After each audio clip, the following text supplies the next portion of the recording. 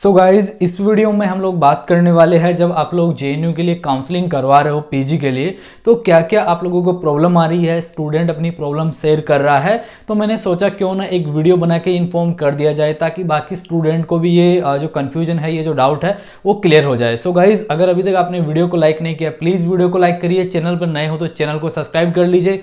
बाकी अगर आपका इन क्वेश्चन के अलावा कोई अगर डाउट है तो आप इस वीडियो के कमेंट बॉक्स में ज़रूर से कमेंट करिएगा। ओके, पहला यहाँ पे डाउट जो स्टूडेंट का आ रहा था वो आ रहा था फील्ड ऑफ स्टडी के रिगार्डिंग।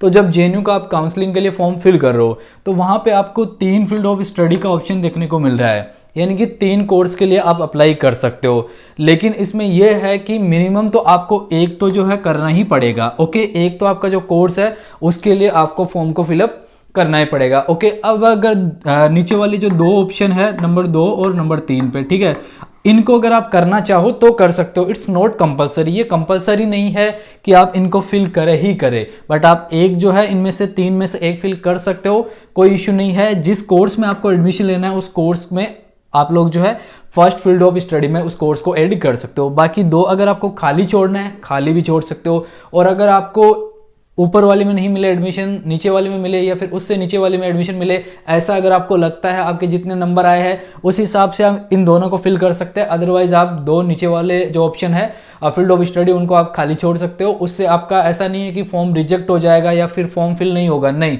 जेएनयू आपको मैक्सिमम 3 कोर्स ऐड करने का मौका देता है कि आप 3 कोर्स ऐड कर सकते हो, और मिनिमम तो एक आपको ऐड करना ही करना है। तो नीचे वाले 2 अगर आप ऐड करना चाहो तो कर सकते हो, वो आपकी मर्जी है। नहीं करना चाहो तो भी आप छोड़ सकते हो, आपका फॉर्म बिल्कुल यहाँ पे सबमिट होगा, कोई इशू नहीं होगा। ओके, तो ये आपको क्लियर हुआ। कुछ स्टूडेंट इसके लिए भी पूछ रहे थे।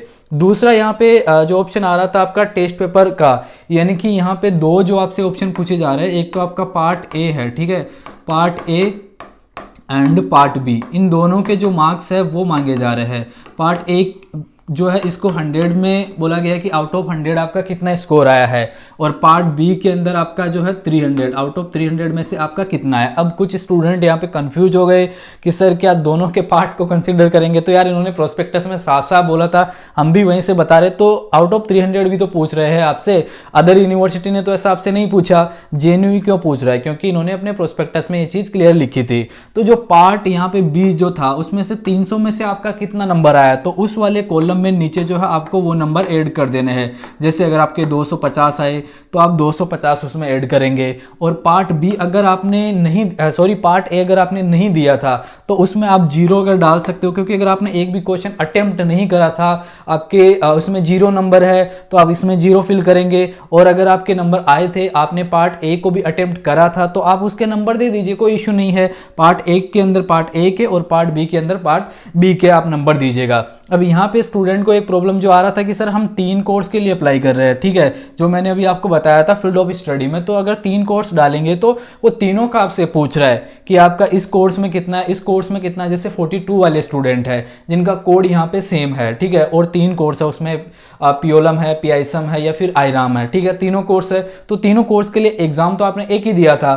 तो यहाँ पे पार्ट बी के अंदर जो आपके जो नंबर है आउट ऑफ 300 उसमें जो आपके नंबर आए तो तीनों में आपके नंबर सेम आप डालोगे, क्योंकि ऐसा तो नहीं है कि आपने अलग अलग एग्जाम दिया था, तो तीनों में आपके बराबर आ जाएंगे। और जो पार्ट ए है, पार्ट ए के अंदर भी आपका सेम आएगा, तो तीनों के अंदर आपका सेम यहाँ पे फिल हो जाएगा, ठीक है। तो ये आपका डाउट क्लियर हुआ। जो सेकंड यहाँ पे था कि सर हमें दोनों पूछा जा रहा है, सो आपको घबराने की जरूरत नहीं है, दोनों पूछा जा रहा है तो आप दोनों दे दीजिए। अगर आपने करा है पार्ट ए को तो उस हिसाब से फिल करिए, नहीं करा है तो उस हिसाब से फिल करिए। क्लियर। यहाँ पे आगे वाला जो ऑप्शन था वो अदर क्वालिफिकेशन का एक इसमें कॉलम आ रहा है कि जैसे जो स्टूडेंट पहले कुछ कर लिए या फिर लाइक अभी उनका प्रेजेंट टाइम में कुछ चल रहा है, क्योंकि वहाँ पे ऑप्शन आता है कि आप किसी यूनिवर्सिटी में अभी पढ़ रहे हो तो यस करिए या फिर नो करिए। तो अगर आपका ऐसा कुछ सीन है तो आप उसमें यस कर सकते हो, और अगर आप नहीं ऐसा कुछ करो तो वो कंपलसरी नहीं है कि आपको भरना ही पड़ेगा, है ना। तो वो अगर आप उस क्राइटेरिया में आते हो, मतलब किसी कॉलेज से किसी यूनिवर्सिटी से अभी आप पढ़ रहे हो प्रेजेंट टाइम में, तो आप वो डाल सकते हो। अदरवाइज आप उसको स्किप भी कर सकते हो, वो कंपलसरी नहीं है। आप देखिए उस पर स्टार नहीं लगा हुआ है। अब इसमें लास्ट ऑप्शन लास्ट जो क्वेश्चन स्टूडेंट का जो था वो यहाँ पे फी के रिगार्डिंग था कि सर फी पे कर दिया, उसके बाद वहाँ पे पेंडिंग शो कर रहा है। तो मेरा आप सभी से एक रिक्वेस्ट रहेगा कि ये जितने भी स्टूडेंट मेरे को इसके लिए मैसेज या कॉल लाइक पूछ रहे हैं, तो मैंने उन सब स्टूडेंट से मैं एक ही क्वेश्चन पूछता हूं कि तुमने फॉर्म किस बेस पे भरा है, मतलब फोन से भरा है, लैपटॉप से भरा है, कैसे। तो सब के सब ये बोल रहे हैं कि हमने फोन से जो है फॉर्म को फिल करा। तो मेरा रिक्वेस्ट आपका ये रहेगा कि यार आप लैपटॉप से उसको फिल करो अच्छे से।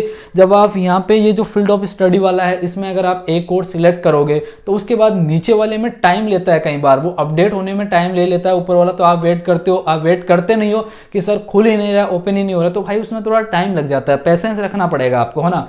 तो फी का अगर आपको दिक्कत आ रहा है तो वैसे तो आप यूनिवर्सिटी में कॉल करो, दूसरा कोई ऑप्शन है नहीं।